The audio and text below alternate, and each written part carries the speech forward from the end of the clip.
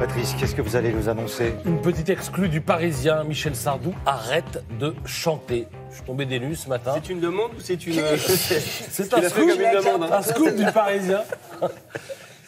Il annonce une dernière tournée, un ultime album qui sera le 26e en octobre, avant de revenir à ses premiers amours et sans doute de prolonger les premiers amours de papa et maman, Jackie et Fernand, puisqu'il annonce vouloir finir sa carrière au théâtre. Donc, on apprend aussi dans l'interview qu'il a voté Macron et alors qu'il s'est disputé avec Johnny. C'est-à-dire qu'à un moment, il dit « J'ai lu dans la presse que Johnny allait mieux, que son traitement marche et c'est une heureuse nouvelle. » Et là, on lui dit « Mais vous l'avez lu dans la presse ?» Sous-entendu, vous ne l'avez pas appelé, vous n'y avez pas parlé.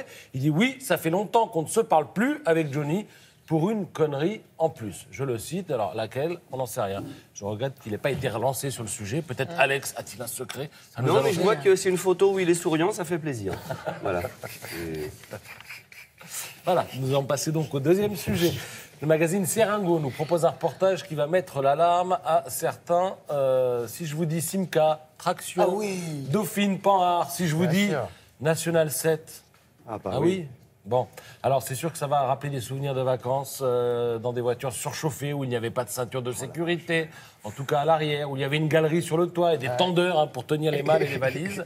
Eh bien, cette ambiance, dans le département de l'Allier, à La Palisse, quelques 1000 véhicules la reproduisent tous les ans. Et la France des 30 Glorieuses sur la route de la plage, eh bien, ça donne ce type de photos. On croise des hippies et des képis et on est agglutiné dans d'improbables embouteillages. La Nationale 7, elle traversait, vous savez, des villes comme La Palisse, qui, pour les départs et les retours de vacances, eh bien, voyaient défiler une sorte de serpent de carrosserie qui ne s'arrêtait jamais. En tout cas, ça commençait le matin, ça se finissait le soir. Et c'est pour ça que régulièrement, La Palisse recrée l'embouteillage. Le prochain aura lieu en octobre 2018, Lige, dans le magazine Serengo. Et alors, je découvre aussi qu'il y a d'autres villes qui vont créer des reportages, ils aiment ça. Donc le 15 août, à Tourves, dans le Var, embouteillage. Le 15 septembre, à Tain-l'Hermitage, à la Drôme, embouteillage. Voilà, si vous avez la voiture d'époque et vous voulez revivre ces ambiances. C'est route des vacances qui traverse une majeure partie de la France. Exactement. Voilà. La Nationale 7, qui a été d'ailleurs débaptisée il y a quelques années. Elle n'a plus le rang de nationale.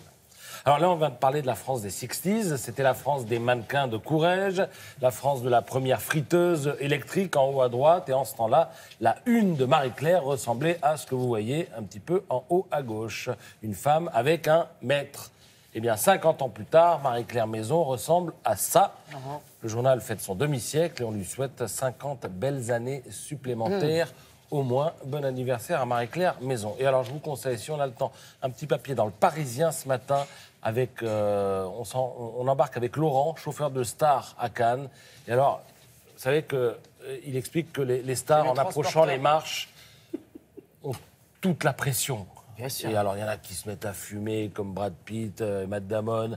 Il y en a une, il ne veut pas donner le nom, mais qui est un jour descendu à 100 mètres du tapis rouge, a disparu. Oui, j'adore. Alors, les chauffeurs n'ont pas le droit de parler aux stars, mais ils ont le droit d'écouter. Ouais. Donc, c'est pour ça qu'il peut raconter des anecdotes. Et alors, parfois, ils font de belles rencontres, comme Tom Hanks, qui l'a invité un jour à déjeuner. Voilà, ils ont parlé de tout, sauf de cinéma. Et donc, il raconte 1001 anecdotes sur Cannes. Et il dit, les plus sympas sont les Américains et les plus fermés. Alors, il dit ce sont les jeunes acteurs français à peine connus, mais qui croient l'être mondialement, planétairement. Je peux confirmer. Donc, s'ils vous appellent et ils vous disent bonjour, je suis Pierre Duchemol, le grand comédien, et je vous attends devant le Majestic. Il dit le problème, c'est que nous, Pierre Duchemol, on le connaît pas. Et on le connaît pas, on arrive, on sait pas à quoi il ressemble. Donc, ils le cherchent pendant 3 heures. Voilà. Et ils se font pourrir. Et ils se font pourrir en plus parce qu'ils arrivent en retard. Et alors, j'étais là, bah ouais, mais je sais pas à quoi vous ressemblez. Merci beaucoup, Patrice, pour ces belles anecdotes.